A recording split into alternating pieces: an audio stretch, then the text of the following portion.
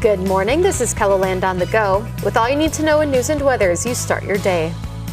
The mayor of Aberdeen is injured and his 8-year-old child is dead after a crash involving a powered parachute, sometimes called a paramotor. It happened Wednesday northeast of Aberdeen. The Brown County Sheriff's Office says Travis Shoneman and his 10-year-old and 8-year-old children were involved in the crash. Shoneman suffered serious injuries and the 10-year-old suffered minor injuries. They were taken to Avera St. Luke's after the crash. The 8-year-old died at the scene. The FAA and NTSB are working with the Brown County Sheriff's Office and South Dakota Highway Patrol on the investigation. A South Carolina man and Maine woman have been identified in a deadly crash northeast of Bridgewater, South Dakota. The South Dakota Department of Public Safety says it happened just after 1 a.m. Monday. A motorcycle was heading west on I-90 when a semi hit it from behind. 53-year-old Derek Jason Brusso and his passenger, 47-year-old Deanne Annette Dyer, died from their injuries. The driver of the semi was not hurt. A Brookings woman is behind bars in connection to a burglary in White. The Brookings County Sheriff's Office says it happened just before 9 a.m. Wednesday. Deputies were called to a home in White for an unknown person inside. Officials say the homeowner was able to lock them in the garage until deputies arrived. 45-year-old Tabitha Paulson was arrested from a list of charges, including first-degree burglary and petty theft. Her bond is set at $10,000. Well, now let's get a check on our weather with meteorologist Brian Karstens. Good morning, Brian. All right, good morning, Summer. Good morning, everybody. Our weather forecast today after some scattered storms last night. Looks like dry conditions for most. That may not be the case, though, in the far south central, where a couple of thunderstorms may develop. Otherwise, high today, 93 in Rapid City, 88 degrees in Pierre, 86 in Aberdeen, and 86 in Sioux Falls. That's a quick look at the weather. We'll have another recap of the forecast coming up. Thank you, Brian. The Veterans Community Project in Sioux Falls is nearing the end of construction. Volunteers spend a few days a week helping move things along. Without the volunteers, Executive Director Jim Lynn says many of the things they do couldn't get done.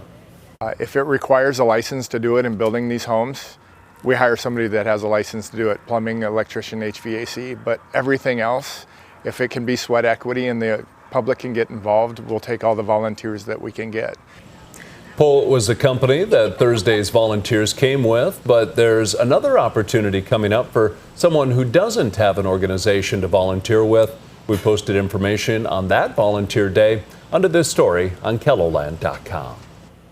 The South Dakota Grassland Coalition will host a new event this weekend designed to celebrate the tall grasslands of South Dakota. Organizers say prairies are considered an endangered ecosystem in North America. That's why they've created Prairie Fest to offer family-friendly activities and tours of restored grasslands at Good Earth State Park. And they learn that the roots of this plant go down into the ground 4, 5, 6 feet. They're just amazed, and there's other grassland plants that go 15. So it's like the idea was, how do we share this message more? So Prairie Fest. The event is free and parking admission will be covered by event organizers. The inaugural Prairie Fest will take place on Saturday at Good Earth State Park. A full schedule of activities can be found on this story on KELOLAND.com. Camp Leif Ericson in Sioux Falls recently wrapped up another summer of camp for kids. More than 2,300 children ranging in age from 4 to 15 attended camp in June, July, and early August. Leif Ericson will now close a summer camp by hosting an adult day camp. It's a 21 and over experience. We'll do kayaking, just all kinds of different things, a little bit more geared to adults, but ultimately you just come out, you get your little wristband or your tag, and you can follow our map and walk to whatever activity that you want, and you can drink while you're here too. The adult day camp is tomorrow from 11 to 6. The cost is $75. We provided a link with complete details under this story on KELOLAND.com. Let's look at some of our top stories. Now let's get another check your weather with Brian.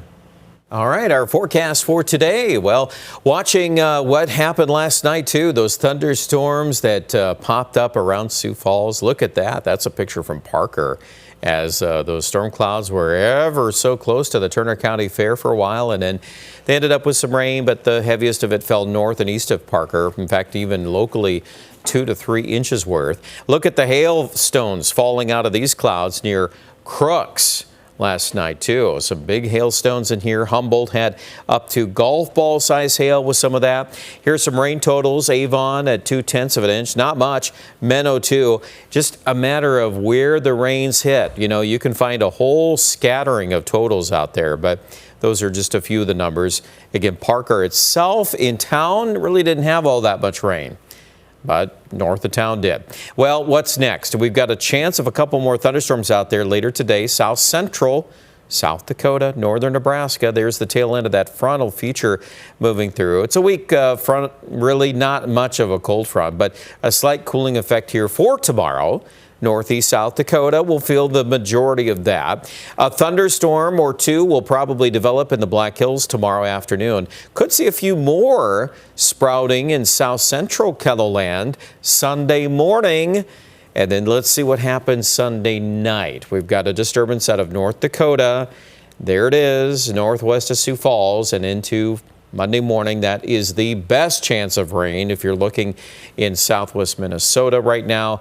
I know many of you are, as we've missed a lot of rain that direction lately, and so that's something we'll be carefully monitoring. 86 our high today, Chamberlain, 86 in Aberdeen. Let's go to our 7-day. So we're going to plant that 40% chance of rain Sunday night, Monday morning. Not a big cool down, but still in the low 80s there as we kick off early next week. We will be in kind of a battle zone here, depending on how the trends go here between some Canadian air coming in from the north and a big old heat ridge to our south that's trying at times to rebuild yet into the month of August. So at this point, we've split the difference. We've got a lot of our daily highs in the low to mid 80s. Best chance of rain Sunday night, Monday morning. And that also plays true there in Pierre. Even that Sunday chance, though, is there with that reference I just made about Sunday morning, possibly a little stormy in south central South Dakota. In Rapid City in the Black Hills, we could see some daily rain chances here Sunday, Monday into Tuesday. So continue to watch that. More details online at KELOLAND.com.